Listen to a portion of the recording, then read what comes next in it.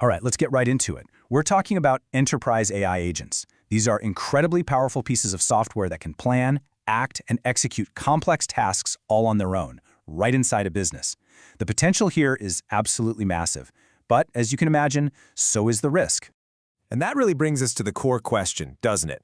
If you have these agents that are designed to be autonomous, how does a company actually use them? How do you tap into all that power without it spiraling into chaos or causing some really expensive mistakes? This is the fundamental challenge every single enterprise is grappling with. You know, this quote just hits the nail on the head. The whole point of using AI is to get a competitive advantage. But if you don't have the right rules and controls in place, that advantage can flip, and fast, and becomes a huge liability. So governance isn't some boring topic that slows things down. It's the framework that makes innovation possible in the first place. So let's think about this from a big company's perspective. You can't just plug in some powerful, world-changing technology and just, hope for the best. For any serious enterprise, establishing control isn't an afterthought. It is always step one. So why are these agents so different from the software we're used to? Well, a few big reasons. First, they don't just live in one app. They can reach across your entire company, from sales to finance to logistics. Second, they make chain decisions, where one action automatically triggers the next, and they do this 24/7. A tiny error at 3 a.m. could become a massive problem by the time anyone even gets into the office. So, before any system like this goes live, it has to pass a fundamental test. You have to be able to answer these three questions, and they are completely non-negotiable. 1, who is ultimately responsible if something goes wrong?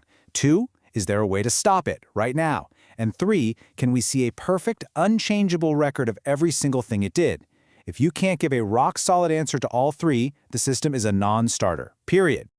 Okay, so how do businesses actually solve this problem? Well, they don't try to tame some wild, fully autonomous AI. That would be impossible.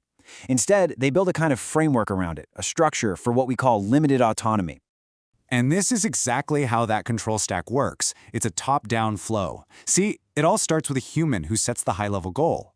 That goal then gets translated into very specific policies, basically the rules of the game.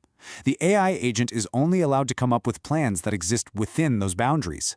And finally, every action it takes is tracked, monitored, and logged. Each layer puts a leash on the next, making sure the AI's power is always contained. So here's the key takeaway. When you hear about AI agents in a business setting, don't picture some free-thinking robot making its own choices. A better way to think about it is a super powerful engine, but one that's running on a very, very fixed track. It has freedom to operate, but only within those strict predefined boundaries. And often, it still needs a human to give the final okay before it does anything important. Okay, so that's the big idea. But what does this actually look like in practice? Let's talk about the specific tools companies are using to make all this governance stuff a reality. I love these metaphors because they make it so clear. Scope limits? Think of those as the guardrails on a highway. They keep the agent in its lane, defining exactly what systems it can and can't touch. Approval workflows are like security checkpoints, forcing the agent to stop and get human sign-off before proceeding. Audit logs? That's the permanent, unchangeable flight recorder tracking every move. And the shutdown mechanism? Well, that's the big red emergency kill switch. You hit that, and everything stops, instantly. You know, this whole approach isn't really as new as it might sound. Companies have been managing high-risk automated software for years. Think about automated stock trading systems or critical cybersecurity tools. AI agents are the next step in that evolution. They're treated as incredibly powerful tools that demand strict oversight, not as digital employees with their own judgment. Now, this isn't just about companies trying to protect themselves or avoid internal mistakes. There's a much bigger force at play here, and that's compliance. Because you can bet that external regulators are watching all of this very, very closely. When auditors and regulators show up, they have a checklist. They're going to ask you, can you explain why the AI made that specific decision?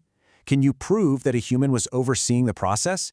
Can you assign clear accountability if something goes wrong? And is every single action fully traceable? You have to have an answer for all of these. And what all this really boils down to is that strong governance, it's not a nice to have anymore. It's about avoiding massive liability. It's about ensuring there is clear accountability. And, more and more, it's becoming a core requirement for compliance. It's just not optional. So if you take one thing away from all this, let it be this. The real fear inside big companies isn't about AI itself. It's about the risk of any uncontrolled system. With the right framework of governance and control, enterprises feel they can harness the incredible power of these agents, but do it safely and responsibly. So we've laid out the entire governance playbook, but of course the story doesn't stop there. In our very next explainer, we're going to look at this whole thing from a completely different angle: cybersecurity. We'll dig into the brand new kinds of security risks that these agents create and find out exactly why security teams everywhere are paying such close attention. Hope to see you then.